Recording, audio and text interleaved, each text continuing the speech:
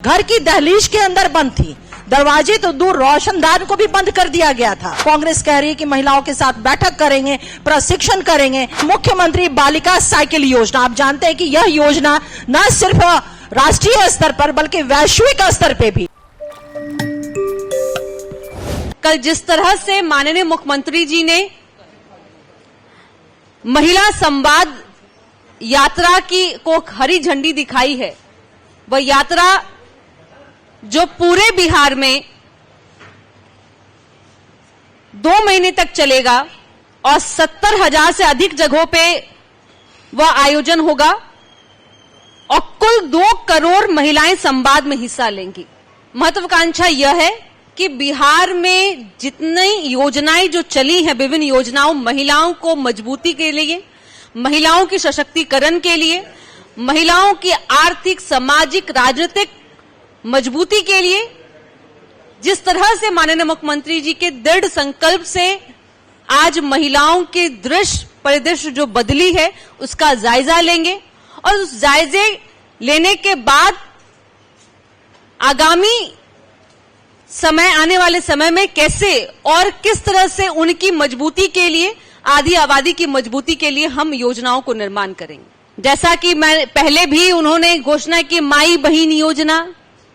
माई और बहन कौन? माता राजमाता आदरणीय राबड़ी देवी जी और बहन, 2 बहनें आ गई हैं, मीसा भारती जी और रोहिणी आचार्य, कई कतार में हैं। यही योजना चलेगा, लेकिन हमारी योजना है सीधा संवाद, महिला से संवाद। जैसा कि अनुप्रिया जी ने और पूजा जी ने आपको ब्रीफ कर दिया कि माननीय मुख्यमंत्री नीतीश कुमार जी की सशक्तिकरण नीति रही है, वेमेन एम्पावरमेंट की दिशा में जो काम उन्होंने किया है उसको लेकर के कल महिला संवाद रथ 600 डिजिटल रथ को माननीय मुख्यमंत्री जी ने हरी झंडी दिखा करके रवाना किया। उसके बाद से लगातार विपक्ष के द्वारा बयान आने लगे, बैठकें होने लगी और एक निगेटिव परसेप्शन, निगेटिव एक बयान आना शुरू हुआ। और एक चीज और आप लोगों को देखने को मिला होगा कि माननीय मुख्यमंत्री नीतीश कुमार जी ने महिला सशक्तिकरण जो बिहार में किया है, महिलाओं को, आधी आबादी को जो उनका कॉन्स्टिट्यूशनल राइट, समानता का अधिकार जो होता है, राजनीतिक, शैक्षणिक, आर्थिक और वो तमाम अधिकार जो उन्होंने सुनिश्चित कराया, तो अच्छी बात, सुखद बात ये लगी कि लगातार जो महिला विमर्श हो रहा है विपक्ष के द्वारा, तो उन्हें अब समझ में आया कि महिला शक्ति क्या होती है। वरना 2005 के पहले की जो सरकारें रही, मैक्सिमम सरकारें विपक्ष की ही रही बिहार में, महिलाओं के साथ विमर्श तो दूर की बात है, उनके जो अधिकार थे, उनके जो सपने थे, उसके लिए भी विपक्ष ने कभी नहीं सोचा था। महिलाएं तो कभी हम कहें कि एक मनुष्य के तौर पे उनको माना ही नहीं जाता था। घर की दहलीज के अंदर बंद थी, दरवाजे तो दूर रोशनदान को भी बंद कर दिया गया था।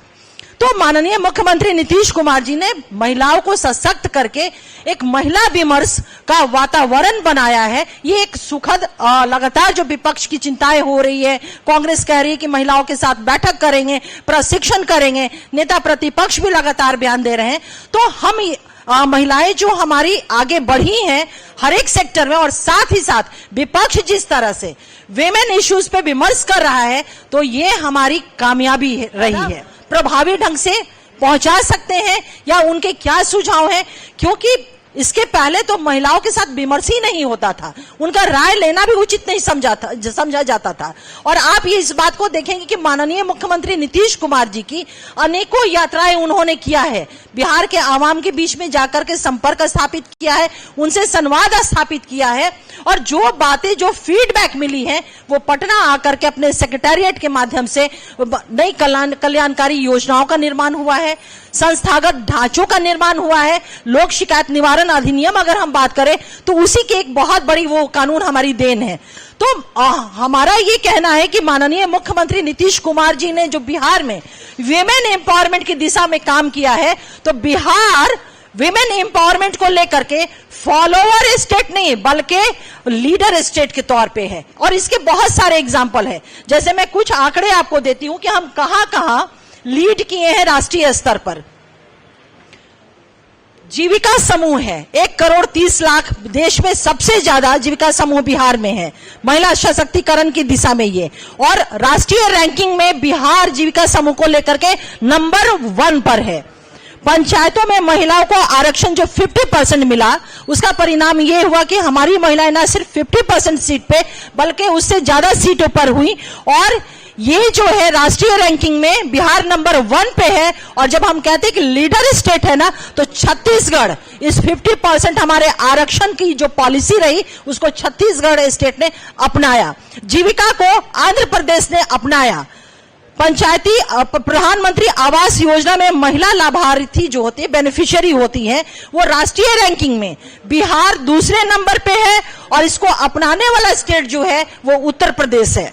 महिला स्वरोजगार हेतु लघु ऋण वितरण जो रहा है, उसमें राष्ट्रीय रैंकिंग में बिहार दूसरे नंबर पर है। और इसको अपनाने वाला स्टेट तमिलनाडु है। महिला उद्यमी, ऐसे जिसको हम स्वयं सहायता समूह, सेल्फ हेल्प ग्रुप के नाम से जानते हैं, इसमें राष्ट्रीय रैंकिंग पे बिहार नंबर 1 पर है। और हमारी इस योजना को अपनाने वाला राज्य महाराष्ट्र है। बाल विवाह दर में भारी गिरावट आई बिहार में, सामाजिक क्षेत्र में। और इसको जो हमारी पॉलिसी रही है बाल विवाह को रोकने को लेकर के, उसको पश्चिम बंगाल ने अपनाया है। कन्या उत्थान योजना, लाभार्थी योजना, इसमें जो राष्ट्रीय रैंकिंग में हम नंबर 1 पर है। और मध्य प्रदेश ने हमारी एजुकेशन पॉलिसी जो बच्चियों को लेकर के रही, महिलाओं को लेकर के रही, उसे मध्य प्रदेश स्टेट ने अपनाया है। 8वां नंबर पे मुख्यमंत्री बालिका साइकिल योजना। आप जानते हैं कि यह योजना न सिर्फ राष्ट्रीय स्तर पर बल्कि वैश्विक स्तर पे भी शोध का विषय, विमर्श का विषय, और शोध के लिए टीम भी यहां आई थी कि किस तरह से साइकिल योजना जो नीतीश कुमार जी की रही, बिहार की बेटियों के अंदर आत्मबल, उनमें निर्णय लेने की और नेतृत्व करने की क्षमता पैदा किया।